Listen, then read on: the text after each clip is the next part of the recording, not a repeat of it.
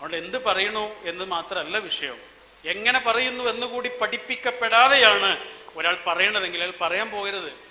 കാരണം വലിയ വലിയ കാര്യങ്ങൾ പറയുന്ന ആൾക്കാർക്ക് വലിയ വലിയ ഗുണങ്ങൾ വേണം, ഇല്ലെങ്കിൽ അതിന് പോകരുത്. അതുകൊണ്ടാണ് നമ്മളായി നിന്നൊക്കെ മാറി നിൽക്കുന്നത്. കാരണം വലിയ വലിയ ഗുണങ്ങൾ ഒരാൾ പറയുന്നുണ്ടെങ്കിൽ അയാളത് പറയാൻ പ്രാപ്തനും അയാളത് പറയാൻ അർഹനുമായിരിക്കണം. അത് ഒരു വശം കേട്ടോ. ഇതാണ് റസൂലുള്ളാഹി സ്വല്ലല്ലാഹു അലൈഹി വസല്ലമയുടെ അല്ലാഹ് പറയാണ്, റസൂലെ നിങ്ങളെങ്ങാനും അവരോട് പരുഷമായി പെരുമാറിയിരുന്നെങ്കിൽ, പെരുമാറ്റെങ്ങാനും മോശമായിരുന്നെങ്കിൽ, നിങ്ങൾ കൊണ്ടുവരുന്ന കാര്യം എത്ര നല്ല കാര്യമാണെങ്കിലും അവർ സ്വീകരിക്കൂല പ്രവാചകരെ. ഇന്ന് ഇസ്ലാമിനെ കുറിച്ച് പറയാൻ എത്ര ആളുണ്ട്, ക്യാമ്പയിനുകൾ എത്ര ഉണ്ട്, എത്ര പ്രസിദ്ധീകരണങ്ങളുണ്ട്, എത്ര സംഘടനകളുണ്ട്. എന്നിട്ട് എന്താ പറ്റിയത്? എന്തേത് ആർക്കും വേണ്ടാത്തത്? ഷുഐബ് നബിയോട് ഷുഐബ് നബിയുടെ സമുദായം പറയുന്നുണ്ട്, ശത്രുക്കളെ പറയുന്നത്, ഷുഐബെ നിങ്ങൾ കൊണ്ടുവന്ന കാര്യം ഞങ്ങൾക്ക് വേണ്ട, പക്ഷെ നിങ്ങൾ ഓക്കെയാണ്. അവരുപയോഗിക്കുന്ന വേർഡ് തന്നെ ഹലീമുർ റഷീദ് എന്നാണ്. വൈന്നക്കൽ അൻതൽ ഹലീമുർ റഷീദ് അല്ലേ സർ? ഹലീമുർ റഷീദ് എന്ന് പറഞ്ഞാൽ ഒരാളെ കുറിച്ച് പറയാവുന്ന ഏറ്റവും നല്ല രണ്ട് വാക്കാണ്. ഇതാരാ പറയണ? ശത്രുക്കൾ. ആരോട്? ഒരു പ്രവാചകനോട്. എന്ന് പറഞ്ഞാൽ Shuaib you are okay but your message is not okay, ഞങ്ങൾക്ക് വേണ്ട. ഇന്നോ നിങ്ങൾ കൊണ്ടുവരുന്ന കാര്യമൊക്കെ നല്ല കാര്യമാണ്, പക്ഷെ ഓനൊന്നും പറയണ്ടെന്ന്. ആ സ്റ്റേജിലിരിക്കണ ഉണ്ടല്ല, ഓനൊന്നും അവിടെ ഇരുത്തിയിട്ട് ഇതൊന്നും പറയരുതെന്ന് പറയും. നേരെ തിരിഞ്ഞുപോയി. പറയണ കാര്യം നന്നായിട്ട് കാര്യമല്ല, പറയുന്ന ശൈലിയും പറയുന്ന ആളുടെ ജീവിതവും ഒക്കെ ഇതുമായി ബന്ധപ്പെട്ടാൽ കിടക്കണം. അള്ളാഹു അനുഗ്രഹിച്ചത് കൊണ്ട് പ്രവാചകരെ നിങ്ങൾ ലയ്യനായിട്ട് പെരുമാറി. ഖുർആന്റെ തന്നെ വേറൊരു പ്രയോഗം ഉണ്ടല്ലോ, നിങ്ങൾ ലോകത്തുള്ളതെല്ലാം ചെലവഴിച്ചാലും ഒരു ഒന്നിക്കൂല പ്രവാചകരെ. അള്ളാഹുവിന്റെ റഹ്മത്തുണ്ടെങ്കിലേ ഒന്നിക്കുള്ളൂ എന്ന് അറിയുന്നുണ്ട് അല്ലേ? നമ്മൾ വണ്ടൂര് ഖുത്ബ പറയുന്ന സമയത്ത് അവിടെ ഈദ്ഗാഹ് 2 എണ്ണമായിരുന്നു. അതിൻ്റെ ആവശ്യമൊന്നുമില്ല, ശരിക്കും ആകെ കുറച്ച് മനുഷ്യന്മാരല്ലേ ഉള്ളൂ. അപ്പൊ അവരോട് പലവട്ടം പറഞ്ഞു നോക്കി, ഇതൊന്ന് ഒന്നിപ്പിച്ചൂടെ. 2 കൂട്ടർക്കും വാശിയായിരുന്നു. പക്ഷെ ഈദ്ഗാഹുകൾ ഒന്നിച്ചു. എങ്ങനെയാണെന്നറിയാം? മഴ പെയ്തു, പള്ളിയിലെല്ലാവരും ഒന്നിച്ചു. ഖുർആൻ പറഞ്ഞാണ്, ഭൂമിയിലുള്ളത് മുഴുവൻ നിങ്ങൾ ചെലവഴിച്ചാൽ ഒന്നിപ്പിക്കാൻ കഴിയില്ല, പക്ഷെ അള്ളാഹ് വിചാരിച്ച് ഒന്നിപ്പിക്കാൻ കഴിയും. അള്ളാഹ് തന്നെ വിചാരിക്കേണ്ടി വരും. ഇനി ആർക്കെങ്കിലും പറയണ്ട? ഇല്ലെങ്കിൽ നമുക്ക് അവസാനിപ്പിക്കാം കേട്ടോ. കുറെ കാര്യങ്ങൾ പറയണമെന്ന് വിചാരിച്ചു. ഇവിടെ നല്ലൊരു പ്രസംഗം നടന്നുകൊണ്ട് അത് പറയണില്ല. കുറച്ച് 1-2 കാര്യങ്ങൾ പറയാം. അല്ല, ഇവിടെ ഒരുപാട് ദൂരത്തു നിന്നൊക്കെ വന്ന ആൾക്കാരല്ലേ? അല്ലേ? കുറച്ച് എന്താണെന്നറിയാം, പറയാൻ ഉദ്ദേശിച്ച കാര്യം ഇതായിരുന്നു. ഒരു പുസ്തകമുണ്ട്, നിങ്ങൾ കിട്ടുകയാണെങ്കിൽ വായിക്കേണ്ട ഒരു പുസ്തകമാണ്. റോബിൻ ശർമ്മയെ കേട്ടിട്ടുണ്ടോ? വായിച്ച ആൾക്കാരുണ്ടാവും അതിൽ. ആരെങ്കിലും വായിച്ചിട്ടുണ്ടോ റോബിൻ ശർമ്മയുടെ എന്തെങ്കിലും പുസ്തകങ്ങൾ? വായിക്കേണ്ട ഒരാളാണ് കേട്ടോ. അദ്ദേഹത്തിൻ്റെ ഒരു വളരെ പ്രസിദ്ധമായ പുസ്തകമുണ്ട്, monk who sold his Ferrari എന്ന് പറഞ്ഞ പുസ്തകം. അത് മലയാളത്തിൽ വന്നിട്ടുണ്ട്, വിജയം സുനിശ്ചിതം എന്ന് പറഞ്ഞാൽ. അതിലൊരു കാര്യം പറയുന്നുണ്ട്, വായനയെ കുറിച്ച് പറയുന്നുണ്ട്. ഒരു പുസ്തകം നമ്മൾ വായിക്കുമ്പോഴേ ആ പുസ്തകത്തിൽ നിന്ന് നമ്മൾ എന്തൊക്കെ കണ്ടെടുക്കുന്നു, പുറത്തെടുക്കുന്നു എന്നതിലല്ല കാര്യം. ആ പുസ്തകം നമ്മളിൽ നിന്ന് എന്തൊക്കെ പുറത്തെടുക്കുന്നു എന്നതിലാണ് കാര്യം. എന്താണ്? നമ്മൾ ആ പുസ്തകത്തിൽ നിന്ന് എന്തൊക്കെ പുറത്തെടുക്കുന്നു എന്നുള്ളതല്ല, ആ പുസ്തകം നമ്മളിൽ നിന്ന് എന്തൊക്കെ പുറത്തേക്ക് കൊണ്ടുവരുന്നുണ്ട് എന്നതാണ് കാര്യം. ഖുർആനിന്റെ വായനാനുഭവവുമായി ബന്ധപ്പെട്ട് വളരെ പ്രസക്തമായൊരു കോട്ടാണ് അതെന്ന് തോന്നുന്നു. ഖുർആൻ വായിക്കുന്നതിന് മുമ്പുള്ള ഞാനും വായിച്ചതിന് ശേഷമുള്ള ഞാനും ഒരാളെന്നാകാൻ പാടില്ല. ഖുർആൻ വായിക്കുന്ന ഒരു കച്ചവടക്കാരനും ഖുർആൻ വായിക്കാത്തൊരു കച്ചവടക്കാരനും ഒരുപോലെ ആകാൻ പാടില്ല. ഖുർആൻ വായിക്കുന്ന ഒരു ടീച്ചറും ഖുർആൻ പഠിക്കുന്ന ഒരു ടീച്ചറും ഖുർആനൊന്നും പഠിക്കാത്തൊരു ടീച്ചറും ജീവിതാനുഭവങ്ങളുടെ എല്ലാം സ്വീകരിക്കേണ്ടത് ഒരു രീതിയിലാകാൻ പാടില്ല. പിന്നെ എന്തായിരിക്കണം? ഖുർആൻ പഠിച്ചാൽ, ഖുർആൻ വായിക്കുന്ന ഒരു പെണ്ണാവട്ടെ പുരുഷനാവട്ടെ, സ്ത്രീയാവട്ടെ പുരുഷനാവട്ടെ, നമ്മളിൽ നിന്നൊരു പുതിയ ആളെ ഉൽപ്പാദിപ്പിക്കാൻ ആ വചനങ്ങൾക്ക് സാധിക്കണം. അതിന് സാധിക്കും. നമ്മളതിന് എത്ര ഒരുങ്ങുന്നുണ്ട് എന്നുള്ളതാണ് കാര്യം. അപ്പോൾ നേരത്തെ പറഞ്ഞില്ലേ, ഖുറമുറാദ് അദ്ദേഹത്തിൻ്റെ വേ ടു ഖുർആൻ എന്ന് പറഞ്ഞ പുസ്തകമുണ്ട്, വായിക്കേണ്ട ഒരു പുസ്തകമാണ്. ഖുർആനിലേക്കുള്ള പാത. അതിൽ പറയുന്നുണ്ട്, ഞാൻ എല്ലാ ദിവസവും ഖുർആൻ മറിക്കുന്നുണ്ട്, വായിക്കുന്നുണ്ട്. ഖുർആനിലേക്ക് ഞാൻ എന്നും പോകുന്നുണ്ട്, പക്ഷെ തിരിച്ചു വരുമ്പോൾ വെറും കൈയോടെയാണ് തിരിച്ചു വരുന്നത്. അദ്ദേഹം അതിലൊരു കാര്യം പറയുന്നത്, ആ പുസ്തകത്തിൽ പറയുന്നത്, നമ്മൾ എപ്പോൾ ഖുർആൻ വായിക്കാൻ വേണ്ടിയിട്ട് ഇരിക്കുമ്പോഴും നമ്മുടെ അടുത്തൊരു ഡയറി വേണം, നമ്മുടെ ഒരു ഖുർആൻ ഡയറി വേണം. ഖുർആനുമായിട്ട് ബന്ധപ്പെട്ടുള്ള നമ്മുടെ ചിന്തകളും, ഇവിടെ വയറുകളുണ്ട്, കുട്ടികൾ വീഴും, പിന്നെ ചിന്തകളും നമ്മുടെ ആലോചനകളും നമുക്ക് ഖുർആനിൽ നിന്ന് കിട്ടിയ കാര്യങ്ങളുണ്ടല്ലോ, അത് എഴുതി വെക്കാൻ ഒരു ഖുർആൻ ഡയറി നമുക്ക് വേണമെന്ന് അദ്ദേഹം പറയുന്നുണ്ട്. എപ്പോൾ ഖുർആൻ വായിക്കുമ്പോൾ എന്തെങ്കിലും കിട്ടുമല്ലോ. പക്ഷെ അടച്ചു കഴിഞ്ഞാൽ ചിലപ്പോൾ അത് മറന്നിട്ടുണ്ടാവും. നമ്മൾ നേരത്തെ പറയില്ലേ സൂറത്തിലെ ആദിയാത്തിനെ കുറിച്ച്, അതേപോലെ നമുക്ക് എപ്പോഴാണ് ഈ തോട്ട് വരിക എന്ന് പറയാൻ പറ്റില്ല. അത് പഠിച്ചോൻ തരുന്നതാണ് ഈ ചിന്തകൾ. ഓരോ മനുഷ്യനും അതിനുള്ള കപ്പാസിറ്റി അല്ല തന്നിട്ടുണ്ട്. അവർ ഖുർആൻ ഡയറി കൂടെ വെക്കണമെന്ന് അദ്ദേഹം പറയുന്നു. പറഞ്ഞത് ഖുർആൻ നമ്മളിൽ നിന്ന് എന്ത് പുറത്തെടുക്കുന്നു, ഒരു പെർഫെക്റ്റ് ഹ്യൂമൻ ബീയിങ്, നല്ലൊരു മനുഷ്യൻ എന്നൊരവസ്ഥയിലേക്ക് എത്ര വളരാൻ ഖുർആനിലൂടെ നമുക്ക് സാധിച്ചിട്ടുണ്ട് എന്നുള്ളൊരു ചിന്ത വളരെ പ്രധാനമാണ്. എന്താണെന്നറിയാം, ഇത് പറയാനുള്ള കാരണം, ഇപ്പം പഠിക്കുക എന്ന് പറഞ്ഞ സംഗതി ഉണ്ടല്ലോ, വായിക്കുക, സ്റ്റഡി എന്ന് പറഞ്ഞൊരു സാധനം, അത് നമ്മൾ രൂപപ്പെടുത്തിയിട്ടുള്ള, അല്ലെങ്കിൽ നമുക്ക് കുറേ കാലമായിട്ട് പഠിക്കൽ എന്താണെന്ന് നമുക്കറിയാം. അതെന്താണ്? ഫിസിക്സ് നമ്മൾ പഠിക്കുന്നുണ്ട്, കെമിസ്ട്രി പഠിക്കുന്നുണ്ട്, അല്ലെ, ഹിസ്റ്ററി പഠിക്കുന്നുണ്ട്. ഇതൊക്കെ എന്താ നമ്മൾ ചെയ്യണത്? ഹിസ്റ്ററിയുടെ ഒരു പുസ്തകം അല്ലെങ്കിൽ കെമിസ്ട്രിയുടെ ഒരു പുസ്തകം നമ്മുടെ അടുത്തുണ്ട്. നമ്മൾ എന്താ ചെയ്യണത്? അതിനകത്തുള്ളത് എന്താണോ അത് നമ്മൾ അറിയുന്നു, അറിയല്ലോ. അതിനകത്തുള്ള ഡാറ്റകൾ നമ്മൾ അറിയലാണ് പഠിക്കുക എന്ന് നമ്മൾ പറയുന്നത്. അതാണോ ഖുർആനിൽ വേണ്ടത്? ആണോ? അല്ലല്ലോ. ഖുർആൻ എന്നുള്ള വാക്കിന്റെ അർത്ഥം തന്നെ എന്താണ്? വായിക്കുക എന്നല്ലേ? വായിക്കാനുള്ളതാണ് എന്നാണ്, അല്ലേ? വായിക്കപ്പെടാനുള്ളത്. ഏത് പുസ്തകം വായിക്കപ്പെടാനല്ലാത്തത്? എല്ലാ പുസ്തകവും വായിക്കാനുള്ളത് തന്നെയാണ്. പക്ഷെ ഈ വായന വേറൊരു വായനയാണ്. നിങ്ങൾ ആലോചിച്ച് നോക്ക്, റസൂലുള്ളാഹിയോട് അള്ളാഹു നിസ്കരിക്കാൻ പറഞ്ഞു, റസൂലുള്ള പോയിട്ട് നിസ്കരിച്ചു. നോമ്പ് നോക്കാൻ പറഞ്ഞു, നോമ്പ് വെച്ചു, അല്ലേ? ഹജ്ജ് ചെയ്യാൻ പറഞ്ഞു, ഹജ്ജ് ചെയ്തു. പക്ഷെ ഇതിൻ്റെ ഒക്കെ മുമ്പ് എന്താ പറഞ്ഞു? ആദ്യം പറഞ്ഞ എന്താ? വായിക്കാനല്ലേ? എന്നിട്ട് ഏതെങ്കിലും ഒരു മാഷെടുത്ത് പോയിട്ട് വായന പഠിച്ചോ? നിസ്കരിക്കാൻ പറഞ്ഞപ്പോൾ നിസ്കരിച്ചില്ലേ? നോമ്പ് വെക്കാൻ പറഞ്ഞപ്പോൾ നോമ്പ് പറ്റില്ലേ? വായിക്കാൻ പറഞ്ഞപ്പോൾ എന്തുണ്ട്? വായന എന്താണ്, അക്ഷരങ്ങൾ എന്താണ് എന്ന് ഏതെങ്കിലും ഒരു അധ്യാപകന്റെ, ഏതെങ്കിലും ഒരു വിദ്യാലയത്തിന്റെ പടികൾ കടന്നിട്ട് അതെന്തുകൊണ്ട് പഠിക്കാൻ പോയില്ല? റസൂലുള്ള എന്താണ് മറുപടി പറയാന്ന് അള്ളാഹ്ക്ക് അറിയില്ലേ? വായിക്കാനും പറയുമ്പോൾ, അല്ലേ? ഇക്ര എന്നാ പറഞ്ഞത്, പക്ഷെ ഇക്ര എന്ന് ഖുർആനിലുണ്ട്. അത് ഖുർആനാണ്. ഇക്ര എന്നല്ലേ പറഞ്ഞത്. റസൂലുള്ള പറഞ്ഞത് എന്താണ്? മാ അന ബിഖാരി, എനിക്ക് വായിക്കാൻ അറിയില്ല. പക്ഷെ അതൊരു ആയത്തായിരുന്നു. ജിബ്രീലിന്റെ വാക്കുകളായിരുന്നില്ല, അത് അള്ളാഹുവിന്റെ വാക്കുകളായിരുന്നു. വായന എന്ന ഒരു അനുഭവത്തെ കുറച്ചുകൂടി വലിയ ഒരു ആകാശത്തേക്ക് പടർത്തുകയാണ് ഖുർആൻ ചെയ്തത്. വായന, ഖുർആൻ വായനയ്ക്ക് നമ്മൾ ഉപയോഗിക്കുന്ന ഒരു പദം തന്നെ തിലാവത്ത് എന്നാണ്, അല്ലേ? ഖുർആൻ തിലാവത്ത്, ഓതുക എന്നല്ലേ പറയാം. തിലാവത്ത്, തിലാവത്ത് എന്നുള്ള വാക്കിന്റെ ശരിക്കുള്ള അർത്ഥം എന്താ?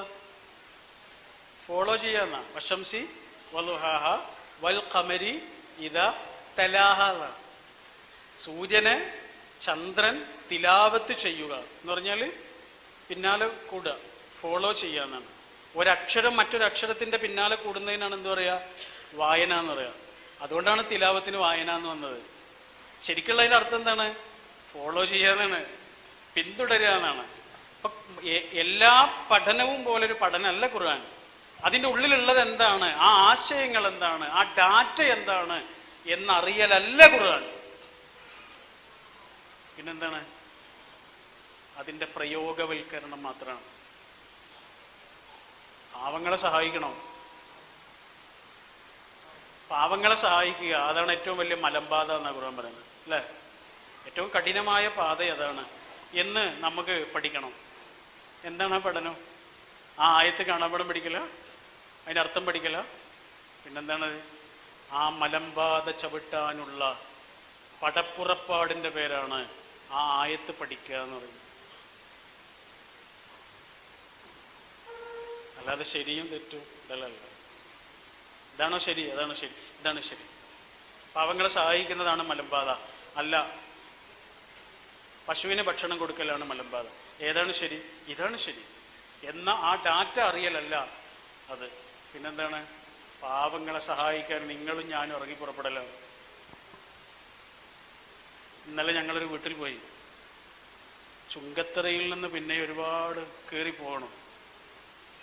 അവിടെ ഒരു വീടുണ്ട്. വീടെന്നൊന്നും പറയാൻ പറ്റൂല. അതന്നെ വാടക വീട് വേണം. ഏറ്റവും ചെറിയ വാടക ആയതുകൊണ്ട് അവർ ആ വീട്ടിൽ താമസിക്കണം. ഒരു ചെറിയ വീട് തന്നെ, ആകെ 2 റൂമാണുള്ളത്. ആ വീട്ടിൽ എത്ര ആളുണ്ടെന്നറിയാം നിങ്ങൾ? 8 മനുഷ്യർ. ഞങ്ങള് വേറൊരാളാണ് അങ്ങോട്ട് കൊണ്ടുപോയത്. അപ്പോൾ ഒരു റൂമിലൊരു ഉപ്പ കിടക്കുന്നുണ്ട്, ഒരു റൂമിലൊരു ഉമ്മ കിടക്കുന്നുണ്ട്. ഈ ഉപ്പ കിടക്കുന്ന റൂമിലേക്ക് ചെല്ലുമ്പോൾ ഉപ്പനോട് സലാം പറയുന്നുണ്ട്. ഉപ്പൊന്നും മിണ്ടുന്നില്ല. അപ്പോൾ ഉപ്പക്ക് ചെവി കേൾക്കൂല, തീരെ കേൾക്കില്ല. അതെങ്ങോട്ട് സലാമൊക്കെ പറയുന്നുണ്ട്. ഒരു കൈ കുഴഞ്ഞിട്ടുമുണ്ട്. ആ റൂമിൽ വെളിച്ചല്ല. വെളിച്ചിടണമെങ്കിൽ ഒരു ബൾബ് അവിടെ ഇടണ്ടേ? അതിന് ഒരിടത്ത് പൈസ ഇല്ല. അങ്ങനെ തൊട്ടപ്പുറത്തൊരു റൂമുണ്ട്. ആ റൂമിലൊരു ഉമ്മ കിടക്കുന്നുണ്ട്. ഉമ്മക്ക് ബ്രസ്റ്റ് ക്യാൻസർ വന്നിട്ട് ഒരു ബ്രഷ് എടുത്ത് റിമൂവ് ചെയ്തതാണ്. ആ ഉമ്മക്ക് ലൈറ്റ് അത്യാവശ്യമാണ്. അതുകൊണ്ട് ആകെയുള്ളൊരു ബൾബ് ആ റൂമിലേക്ക് ഇട്ടതാണ്. ബാക്കിയൊക്കെ അവർ മെഴുകുതിരി കൊണ്ടാണ് അഡ്ജസ്റ്റ് ചെയ്യുന്നത്. ഇതാണ് മനുഷ്യൻ്റെ ജീവിതം. ആകെ 2 പെൺകുട്ടികളുള്ളത്. ഒരു പെൺകുട്ടിയെ ഭർത്താവ് ഒഴിവാക്കിയാണ് മൈസൂർ കല്യാണം നടത്തിയിട്ട്. അവർക്ക് 3 കുട്ടികളുണ്ട്. വേറൊരു പെൺകുട്ടിയുണ്ട്, ഭർത്താവ് മരിച്ചതാണ്. അത് പറയുമ്പോഴേക്കും ആ ചെറിയ പെൺകുട്ടിയാണ്.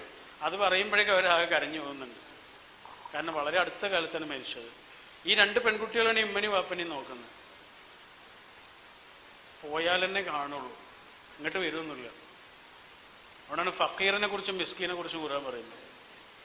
നമുക്കിപ്പോഴും തല്ലൂടലാണ് പണി.